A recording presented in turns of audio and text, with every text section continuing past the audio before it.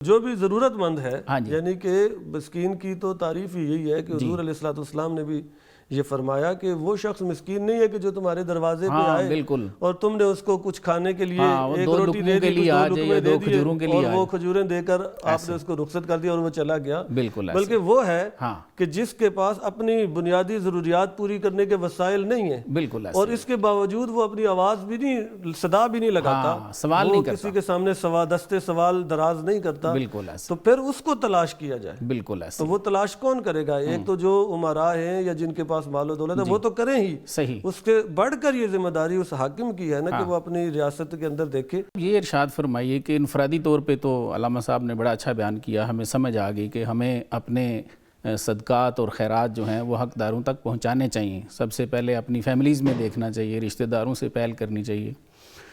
لیکن ادھر اگر ہم دور صحابہ کو دیکھیں تو حضرت عمر کی مثال ایسی ملتی ہے کہ آپ راتوں کو گشت فرماتے، ایسے ہی ہے نا؟ بالکل، اور اس لیے فرماتے کہ کسی ضرورت مند کی جو حاجت ہے وہ تو نہیں ہے کہیں، تو وہ پوری کرنے کے لیے۔ تو یہ ارشاد فرمائیے کہ ریاست کی کیا ذمہ داری ہے ایسے لوگوں کے لیے، ان کے حقوق جو ہیں وہ پورے کرنے کے لیے؟ سر بسم اللہ الرحمن الرحیم۔ سب سے پہلے تو میں آپ کا شکریہ ادا کرتا ہوں۔ Welcome sir.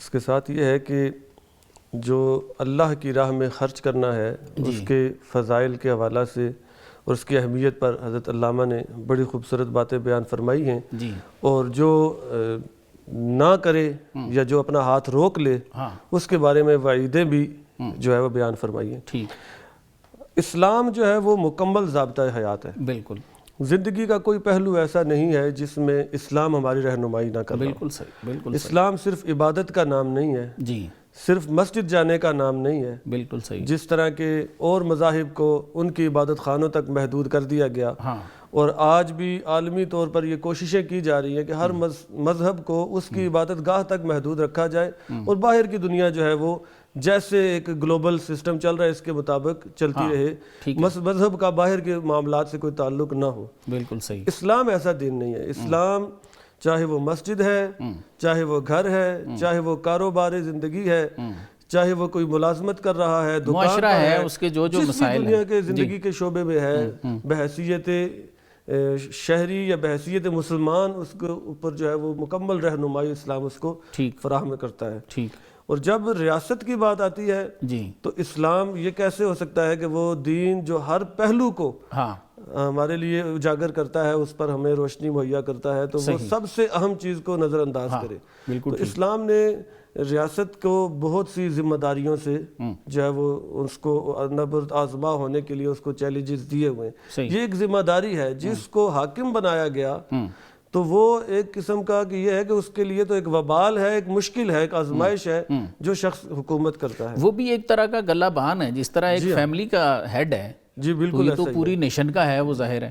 کلکم راعٍ وکلکم مسئول عن رعیتہ، بالکل ٹھیک، کہ آپ میں سے ہر شخص جو ہے وہ نگران ہے اور اس سے اپنی رعایا کے بارے میں سوال کیا جائے گا۔ پوچھا جائے گا، جی تو جب ایک ریاست کی ہم بات کرتے ہیں اور ایک حاکم وقت کی بات کرتے ہیں تو اس کے لیے بھی یہ ضروری ہے کہ وہ اپنی ریاست کے ہر فرد کی ضروریات کا خیال رکھے صحیح، اور ان کے لیے آسانیاں مہیا کرے، ان کی مشکلات میں آسانیاں پیدا کرنے کے بیت المال کا جو تصور تھا صحابہ میں، اس پہ ان کے وظائف لگے ہوئے تھے عام لوگوں کے جو نادار تھے، اس میں طرح اس کے سے اگر مسکین تھے۔ پیچھے جاؤں تو نبی کریم صلی اللہ تعالیٰ علیہ وسلم نے ریاست مدینہ کی بنیاد رکھی۔ جی جی ہم اس کا آج بھی بڑا ذکر سنتے ہیں۔ جی، جب حضور علیہ الصلوۃ والسلام مکہ شریف سے مدینہ طیبہ جب تشریف لائے ہجرت کر کے، ہاں تو جب سب سے پہلا خطبہ ہے نبی کریم صلی اللہ علیہ وسلم کا، جی، تو اس میں حضور نے ارشاد فرمایا کہ افشوا السلام واطعموا الطعام، کہ آپس میں سلام کو پھیلاؤ اور ایک دوسرے کو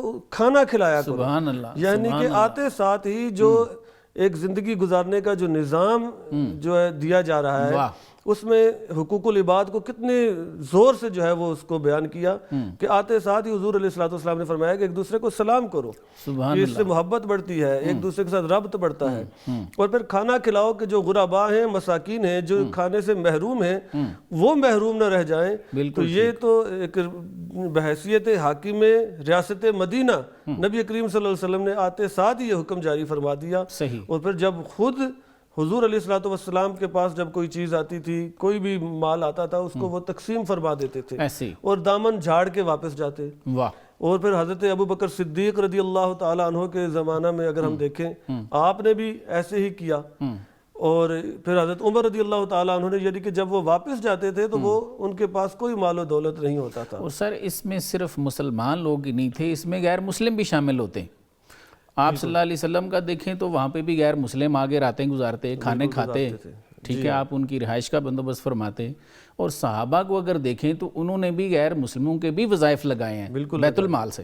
سر تو جو بھی ضرورت مند ہے، یعنی کہ مسکین کی تو تعریف ہی یہی ہے کہ حضور علیہ الصلوۃ والسلام نے بھی یہ فرمایا کہ وہ شخص مسکین نہیں ہے کہ جو تمہارے دروازے پہ آئے بالکل، اور تم نے اس کو کچھ کھانے کے لیے ایک دو روٹی دے لقموں کے دی، لیے دو آ لقمے جائے، دے دو دیے کھجوروں کے لیے اور وہ کھجوریں دے کر آپ نے اس کو رخصت کر دیا اور وہ چلا گیا. بالکل. بلکہ وہ ہے کہ جس کے پاس اپنی بنیادی ضروریات پوری کرنے کے وسائل نہیں ہیں، بالکل، اور اس کے باوجود وہ اپنی آواز بھی نہیں، صدا بھی نہیں لگاتا، سوال نہیں کرتا، کسی کے سامنے دستے سوال دراز نہیں کرتا، بالکل، تو پھر اس کو تلاش کیا جائے. بالکل. تو وہ تلاش کون کرے گا؟ ایک تو جو امراء ہیں یا جن کے پاس مال و دولت ہے وہ تو کریں ہی، صحیح. اس کے بڑھ کر یہ ذمہ داری اس حاکم کی ہے نا کہ وہ اپنی ریاست کے اندر دیکھے کہ کون کون سے ایسے لوگ ہیں کہ جن تک ان کی بنیادی ضروریات ہی نہیں پہنچ سکتی. بالکل. یہ بھی ایک تصور ہے کہ جس کے پاس کوئی مال ہے یا یعنی کہ اگر کسی کے پاس اپنا گھر ہے تو وہ بالکل اس کو کچھ بھی نہیں دیا جائے گا، بلکہ وہ بھی اگر ضرورت مند ہے، اور ہمیں یہ جان بین کرنی چاہیے کہ ہمارے پڑوس میں جو شخص رہتا ہے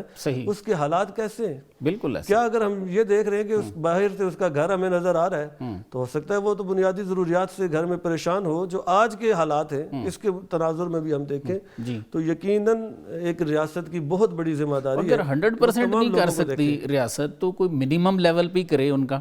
جی ہاں، کچھ نہ کچھ ان کا خیال کرنا تو اس کا فرض ہے. بالکل ضروری ہے بنیادی ضروریات کا خیال رکھنا.